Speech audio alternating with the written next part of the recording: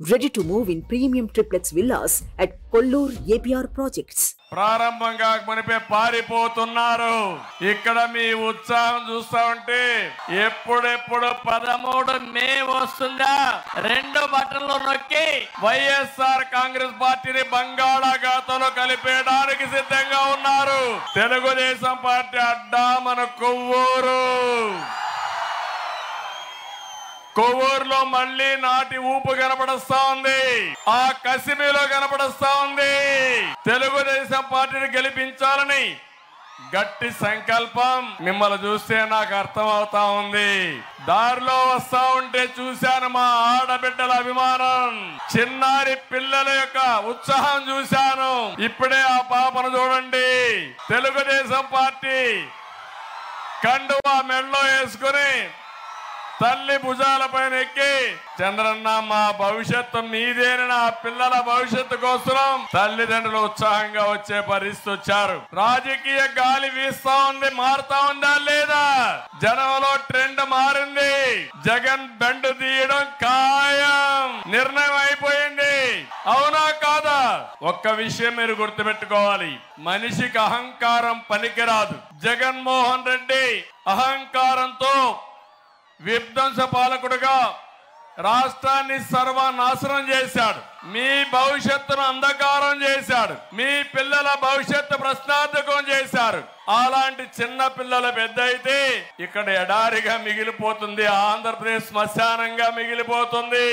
అందుకే మిత్రపక్షాలతో వచ్చాం, కూటమిగా ఒక జట్టు కట్టాం.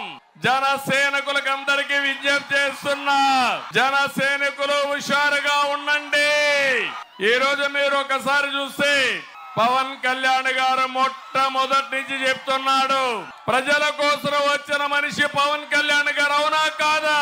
రాష్ట్రం నాశనం అయిపోతా ఉంది. ప్రభుత్వ వ్యతిరేక ఓటు చీలకూడదు, రాష్ట్రాన్ని కాపాడుకోవాలని మొట్టమొదట ముందుకు వచ్చిన వ్యక్తి పవన్ కళ్యాణ్ గారు అని చెప్పి నేను మీకు తెలియజేస్తున్నా. కొవ్వూరు సభ ద్వారా మనస్ఫూర్తిగా అభినందనలు తెలియజేసుకుంటున్నాను. ఇంకొక పక్క బీజేపీ. ఈ రోజు మీరు గుర్తుపెట్టుకోవాలి, కేంద్రంలో బీజేపీ ఉందా లేదా అని మిమ్మల్ని అడుగుతున్నా. మళ్ళీ వచ్చే పార్టీ బీజేపీని అవునా కాదా అని మిమ్మల్ని అడుగుతున్నా. అందుకే ఈ రాష్ట్రాన్ని కాపాడుకోవడానికి, ప్రజల్ని గెలిపించడానికి, మీకు న్యాయం చేయడానికి బీజేపీ, తెలుగుదేశం, జనసేన ఒక జట్టుగా ఇక్కడికి వచ్చాం. ఆశీర్వదించమని మిమ్మల్ని కోరుతున్నా. ఆశీర్వదిస్తామని గట్టిగా చప్పట్లు కొట్టి చెప్పండి.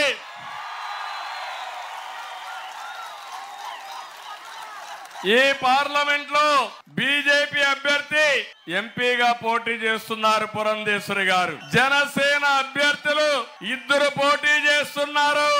రాజానగరం ఏ నియోజకవర్గం, ఇంకోటి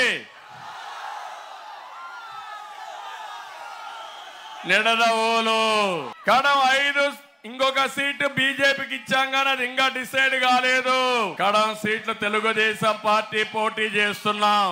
ఏం తమ్ముళ్ళు హుషారుగా ఉన్నారా అని మిమ్మల్ని అడుగుతున్నా. నేను మిమ్మల్ని అందరినీ చైతన్యవంతులు చేయడానికి వచ్చాను.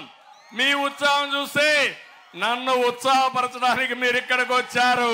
చంద్రన్న సాగిపో, మీ ఎంట మేము ఉన్నామని సంఘీభావానికి వచ్చిన మీ అందరికీ పేరు పేరున మనస్ఫూర్తిగా నమస్కారాలు. మీరెట్టయితే ఎండ కూడా లెక్క పెట్టుకోరు, నేను కూడా ఎండ వాన ఏమీ లెక్క పెట్టుకోవడం లేదు. మీకోసం, మీ బిడ్డల కోసం పనిచేసే కూటమికి మద్దతు ఇస్తామని మరొక్కసారి మీ అందరి అభిమానం చూపించాల్సిందిగా కోరుకుంటున్నా. తమ్ముళ్ళు, ఆడబిడ్డలు, జగన్ రెడ్డికి శవ రాజకీయాలు చేయడం అలవాటు, అవునా కాదా? వైసీపీ డిఎన్ఏలోనే శవ రాజకీయం ఉంది. వాళ్ళ వారసత్వమే శవ రాజకీయం. ఎవరైనా మంచి పని చేసి నాకు ఓటేమని అడుగుతారు. కొంతమంది మనుషులు చంపేసి దండేసి ఎదుటి వాళ్ళ పైన పెట్టి ఓటు అడిగే దుర్మార్గుడు ఈ జగన్మోహన్ రెడ్డి. అవునా కాదా?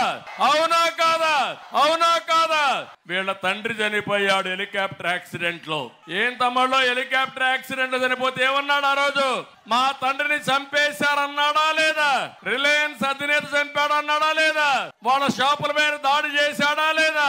మళ్ళీ అదే రిలయన్స్ అధినేతకు ఒక ఎంపీ సీట్ ఇచ్చాడా లేదా తమ్ముళ్ళు అని అడుగుతున్నా. ఇచ్చాడా లేదా? ఇచ్చుండే చేతులు తప్పట్లు కూడా చెప్పండి. ఇచ్చాడని ఆమోదయోగ్యంగా 2014లో తండ్రి లేని బిడ్డ ఓటేమని అడిగాడా లేదా? అడిగాడా లేదా? మీరప్పుడు నమ్మల. రాష్ట్రం విడిపోయింది, నీకు అనుభవం లేదు. చంద్రబాబు నాయుడు అయితే హైదరాబాద్ అభివృద్ధి చేశాడు. మళ్ళీ రాష్ట్రం కోసం ఆయన తప్ప మాకెవ్వరూ వద్దని ఆ రోజు ఓట్లేసిన మిమ్మల్ని అందరినీ మనస్ఫూర్తిగా అభినందిస్తున్నా.